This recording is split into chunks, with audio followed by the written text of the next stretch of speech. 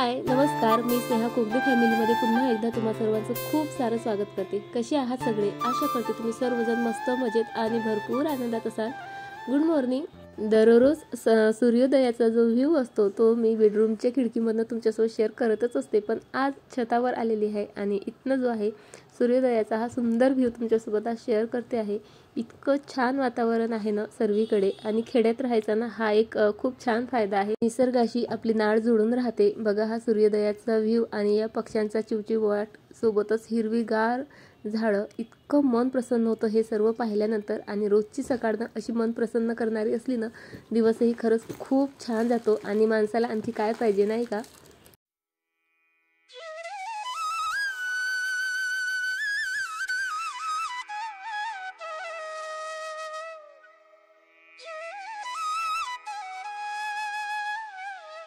तुम्हालाही वाटत असेल ना की सकाळी सकाळी मी इथे काय करते आहे।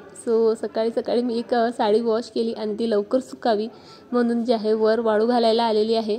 पण हा सुंदर सूर्योदयाचा व्ह्यू पाहत इतकी गुंतले ना की साडी वाळू घालायचंच विसरले। चला आता आधी साडी वाळायला घालते।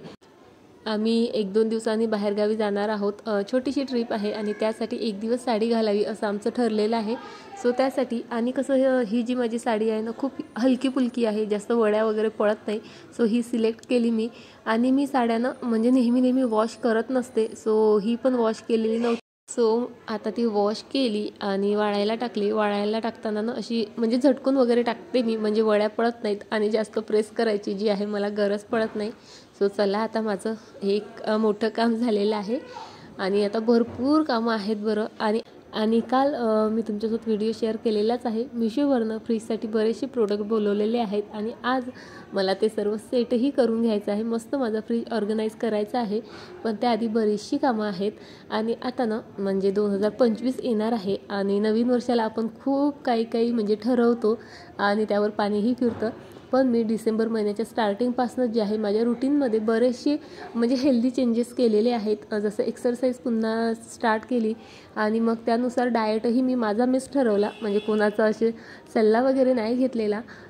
त्यामध्ये ना डाएटमध्ये मी ग्रीन टी जी आहे आता ॲड केलेली आहे। ग्रीन टीमुळे ना आपलं मेटाबॉलिझम खूप छान राहतं आणि आपला लठ्ठपणा, वजन वाढणं वगैरे ना हे सर्व विकार खरं सांगू का पोटाशीही फार निगडीत असतात। आपलं पोट व्यवस्थित साफ होत असेल, आपले पिरियड्स वेळेवर असतील ना, तर आपलं वजन बऱ्यापैकी जे आहे नियंत्रणात राहतं। कधीतरी आपल्याला चहा प्यायची किंवा मग कॉफी प्यायची क्रेविंग वगैरे होते। ती टाळण्यासाठी जे आहे ग्रीन टी बेस्ट ऑप्शन आहे। चवीला छान लागते आणि हेल्दी मात्र फार असते। हा तोच कप आहे जो आईने डीमार्टमधनं घेऊन आलेला, पण चुकून तो माझ्या बॅगमध्ये आला आणि आता आलेलाच आहे तर त्याचा उपयोगही करतेच म्हटलं, कारण अशा कपांमध्ये चहा, ग्रीन टी म्हणजे सर्वच काही प्यायला इतकं मस्त वाटतं ना। आणि ग्रीन टी बनवणं वगैरे ना फारच इझी आहे। फक्त पाणी उकळायचं आणि त्यामध्ये ही ग्रीन टीची जी बॅग आहे ना ती 5-10 मिनटं फक्त उकळून घ्यायची आणि गाळून घ्यायची ही गरज पडत नाही। लगेचच जे आहे आपली ग्रीन टी छान तयार होते। आता चव म्हणाल तर अगदी चहासारखी किंवा कॉफीसारखी फारच छान याची चव आहे असं मी म्हणणार नाही, पण आपण इझिली म्हणजे कन्झ्युम करू शकतो, ही पिऊ शकतो।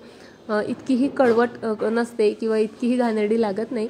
मला तरी बरी वाटली आणि म्हणजे मी पहिल्यांदाच नाही पिते आहे, मी बऱ्याचदा पित असते। पण आता ठरवलं जेव्हा केव्हा चहा प्यायची इच्छा होईल किंवा कॉफी प्यायची इच्छा असेल ना, तेव्हा मी ग्रीन टीच पीत जाईल। त्यामुळे एकतर मला फायदेही फार होतील, शिवाय कॉफी आणि चहामुळे होणारे जे नुकसान आहेत तेही होणार नाही। मला तरी ग्रीन टी फार आवडली। दररोजच मी कन्झ्युम करणार नाही आहे हिला, कारण बरीच महाग आहे। जेव्हा केव्हा मला इच्छा होईल चहा प्यायची तेव्हा मी ही पीत जाईल। छान आहे, टेस्टी आहे, सोबत खूप फायदेशीर आहे। आणि ती जर म्हणजे माझ्या गार्डनमध्ये येऊन जेव्हा मी काहीही असं पिते वगैरे ना, तर त्याची चव जरा जास्तच वाढल्यासारखी मला तरी वाटते। आजच्या काळात ना म्हणजे हेल्थ सर्वात जास्त महत्त्वाची आहे आणि आता मी ठरवलं आहे की जास्तीत जास्त स्वतःच्या हेल्थकडे लक्ष द्यायचं। बाकी सर्व गोष्टी होत राहतात, मिळत राहतात, जात राहतात, पण हेल्थ एकदा खराब झाली ना तिला रिकवर करणं फार कठीण असतं। आणि आपण आता या वयाच्या टप्प्यात आहोत की आता आपल्याला कसं हेल्थची जास्तीत जास्त केअर करणं फार गरजेचं आहे। याआधी शरीर आपलं स्ट्रॉंग असतं, इम्युनिटी खूप चांगली असते, पण तिशीनंतर म्हणजे आपल्या शरीरात फार बदल होतात, हार्मोनल चेंजेस होतात आणि त्या सर्व म्हणजे चेंजेस सहन करण्यासाठी आपलं शरीर सुदृढ असणं फार गरजेचं आहे. सो म्हणून हे नवीन पाऊल मी आता उचललेलं आहे माझ्यासाठी आणि तुमच्यासोबत शेअर करण्याचं कारण एकच आहे की तुमच्यापैकी एक दोघींनी जरी थोडं मोटिवेट होऊन स्वतःची काळजी घेणं स्टार्ट केलं ना, तरी म्हणजे मी हे सर्व शेअर करण्याचं वगैरे सार्थक झालं असं मला वाटेल. आता ग्रीन टी तर पिऊन झाली, पण जी ग्रीन टीची बॅग असते ना, त्यामध्ये ग्रीन टी जशीच्या तशी असते. सो ती फेकून न देता मी तिच्या जो आहे चेहरा एक्सफोलिएट करण्यासाठी उपयोग करते. ग्रीन टीमध्ये फक्त 1 चम्मच जे आहे मी बेसन घातलं आणि त्यानंतर त्यामध्ये थोडंसं गुलाबजल घालून छान त्याची पेस्ट करून घेतली. ग्रीन टी खूप छान एक्सफोलिएट करतं आपल्या स्किनला आणि ॲक्ने पिंपल स्किनला तर म्हणजे खूपच जास्त फायदेशीर आहे ग्रीन टी. सो त्यामुळे ना म्हणजे ग्रीन टी पिऊन झाल्यावर मी कधीच शॅचे फेकत नाही. नसेल ना मला वेळेवर म्हणजे अप्लाय करायची, सो मी त्याला वाळू देते आणि स्टोअर करून ठेवत असते. आणि जसं आपण इतर स्क्रब वापरतो किंवा इतर फेसपॅक वापरतो, अगदी तसंच चेहऱ्याला हे हलक्या हाताने असं चोळून घ्यायचं आहे आणि 10 मिनटं तसंच ठेवून जे आहे चेहरा वॉश करायचा आहे. रिझल्ट खरंच खूप बेस्ट येतात. आणि इतर स्क्रब कसं थोडंफार चेहऱ्याला रुततं तरी, पण ही ग्रीन टी अगदी सॉफ्ट असते, त्यामुळे चेहरा खूप छान एक्सफोलिएट तर होतो, पण ना खूप सॉफ्ट होतो आणि म्हणजे स्किनला कोणतीही इजा न करता ग्रीन टी आपली स्किन मस्त सॉफ्ट बनवते, स्मूथ बनवते. सो अशा प्रकारे जे आहे ग्रीन टीचा म्हणजे मी पुरेपूर उपयोग करते, पिऊनही घेते आणि ॲज अ फेसपॅक म्हणूनही लावते. आणि बघा चेहऱ्यात तुम्हाला दिसत असेल तसंही एक्सफोलिएट केल्यानंतर चेहरा आपला एक टोननं जरा उजळ दिसतो, कारण डेड स्किन निघून जाते, शिवाय काही धूळ माती वगैरे बसलेली असेल तीही निघून जाते, ऑइल निघून जाते. सो त्यामुळे जे आहे म्हणजे मला बेस्ट ऑप्शन वाटतं ग्रीन टी स्क्रबर आणि ग्रीन टी प्यायलासुद्धा. सो चला आता सुरुवात करते. मला माझं फ्रीज ऑर्गनाईज करायचं आहे. माहीत आहे का, म्हणजे एक असं मोठं असं फ्रीज माझं एक स्वप्नच होतं आणि बरीच वर्षे लागली ते स्वप्न पूर्ण व्हायला, पण तरी मी समाधानी आहे, खूप हॅपी आहे. फायनली जे आहे माझं स्वप्न पूर्ण झालं. पण ना काय होत होतं, माझ्याकडे फ्रीजमध्ये ठेवण्यासाठी कोणतेही बॉक्सेस किंवा ऑर्गनायझर नव्हते, त्यामुळे ना ते सतत मेसी दिसायचं. सो त्यामुळे मी मिशोवरनं काही प्रोडक्ट्स ऑर्डर केलेले आहेत, कालच्या व्हिडिओमध्ये तुमच्यासोबत शेअर केलेलेच. पण त्यापूर्वी आता फ्रीज घेऊनही 1.5 ते 2 महिना होतो आहे. तेव्हापासून ना अजूनही मी याला क्लीन केलेलं नाही. माझं जे आधीचं फ्रीज होतं ना, ते फार लवकर जे आहे ना क्लीन करायची गरज पडायची, कारण कसं छोटंसं होतं, सामान त्यामध्ये कोंबल्या जायचं, बऱ्याचदा दूध सांडायचं, कधी दही सांडायचं, कधी एखादी भाजीच जे आहे थोडेफार थेंब सांडायचे. सो त्या गर्दीमुळे फ्रीज मला नेहमी क्लीन करावं लागायचं. पण आता 1.5 महिना झाला आहे जवळपास. पण खरं सांगू का, म्हणजे एवढंसंही फ्रीज घाण झालेलं नव्हतं, पण आपली कशी सवय आहे, म्हणजे आता त्याला मला ऑर्गनाईज करायचं आहे, सो त्याआधी क्लीन तर करायलाच पाहिजे नाही का. जे काही छोटी मोठी डस्ट असेल, जे काही छोटे मोठे डाग असतील, ते सर्व जे आहे मी इथे क्लीन करायचा प्रयत्न करत आहे. जे मॅजिक लिक्विड माझ्याकडे तयार असतंच, तुम्हाला तर माहीत आहे. सो त्यानेच संपूर्ण फ्रीज मी मस्त असं क्लीन करून घेतलेलं आहे.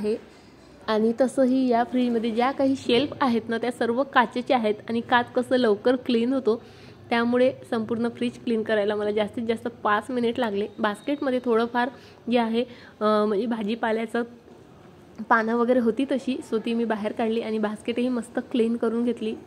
आणि चला आता फ्रीज ऑर्गनाईज करायला सुरुवात करते. सर्वात आधी मी हे लायनर मॅट जी आहे मिशोवरनं बोलवलेली आहे, काल तुमच्यासोबत शेअर केली. सो ती आता इथे मी अंथरून घेणार आहे.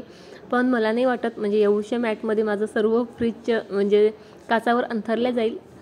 आणि ना आतापर्यंत बराच वेळ जे आहे मी छान म्हणजे रिलॅक्स बसून होती, तेव्हा मला आरोहीने एकही क्वेश्चन नाही विचारला किंवा काहीच बोलायलाही आली नाही माझ्यासोबत.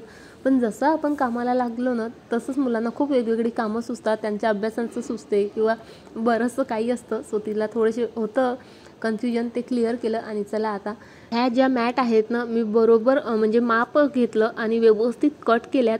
आणि फक्त काचेच्या या 3 शेल्फ आहेत ना, एवढ्यापुरतीच जी आहे ती मॅट आहे.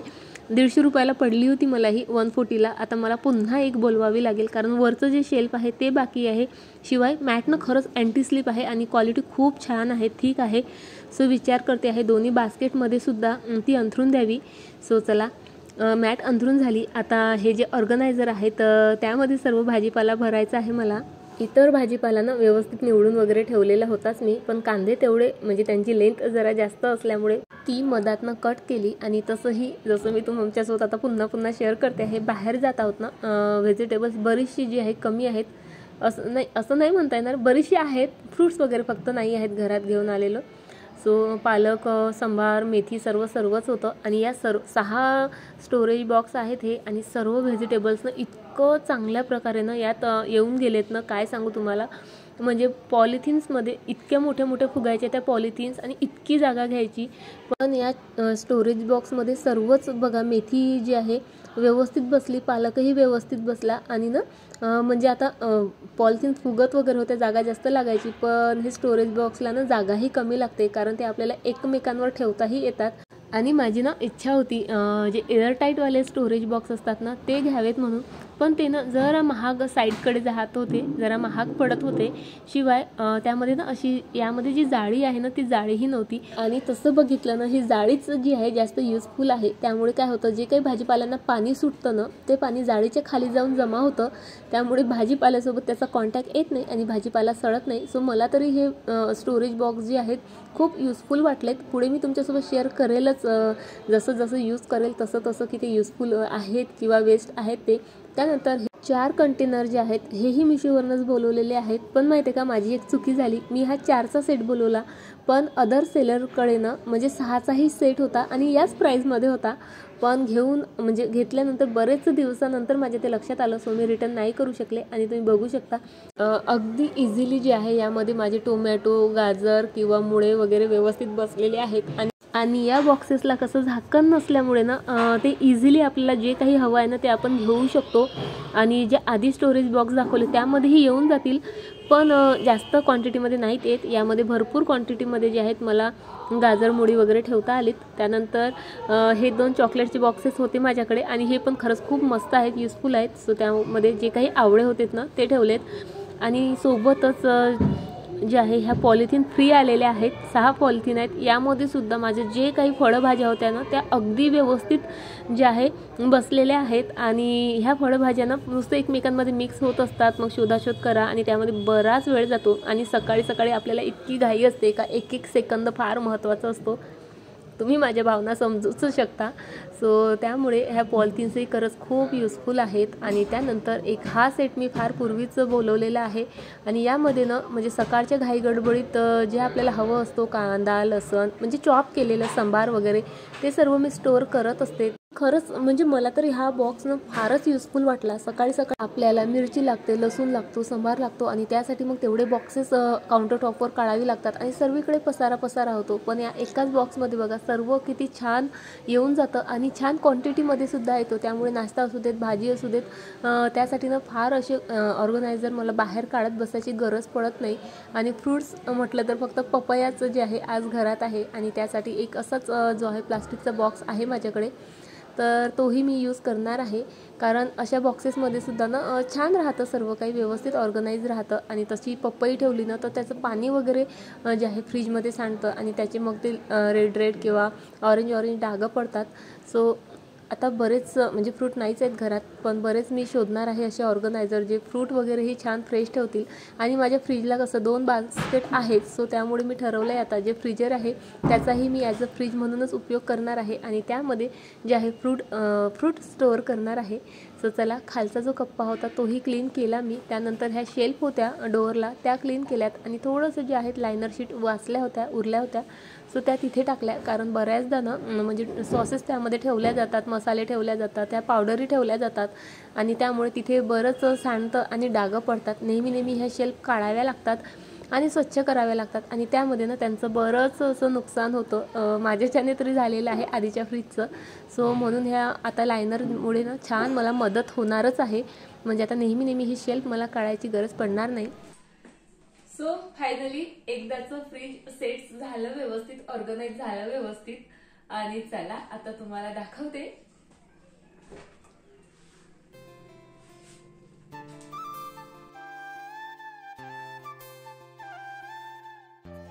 सो ही व्हेजिटेबल बास्केट बघा, इतकं सारं व्हेजिटेबल यामध्ये बसलेलं आहे. शिवाय तरीही अगदी मोकळी आहे. ह्या 6 पिशव्या आहेत, सोबत हे 4 ऑर्गनायझर आहेत आणि किती सारा हा व्हेजिटेबल आहे. आठवड्याभरापेक्षाही जास्त, तरीसुद्धा त्यामध्ये अजूनही स्पेस आहे.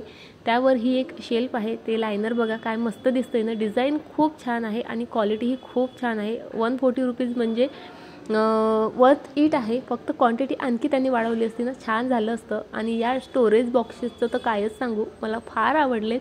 आणि बघा त्या स्टोरेज बॉक्स ठेवूनही बरीचशी स्पेस उरलेली आहे. वरही आधीही फ्रीजमध्ये एवढंच जे आहे सामान होतं, पण गच्च वाटायचं. पण आता कमी जागेत सर्व काही अगदी नीटनेटकं बसलेलं आहे आणि माझं फ्रीज बरंचसं मोकळं आहे. सो चला आता छान फ्रीज ऑर्गनाईज झालं आणि यामुळे ना म्हणजे माझी बरीचशी कामं आता कमी होणार आहे. सो कसं वाटलं तुम्हाला माझं फ्रीज ऑर्गनायझेशन हे मला कमेंट थ्रू कळवा. सो चला आता व्हिडिओ इथेच संपवते आणि आशा करते तुम्हाला आजचा व्हिडिओ नक्कीच आवडला असेल. व्हिडिओ आवडला असेल तर व्हिडिओला लाईक शेअर नक्कीच करा. शिवाय छान कमेंटही करा. पुन्हा भेटते तुम्हाला अशाच एका छान व्हिडिओसोबत. बाय, टाटा.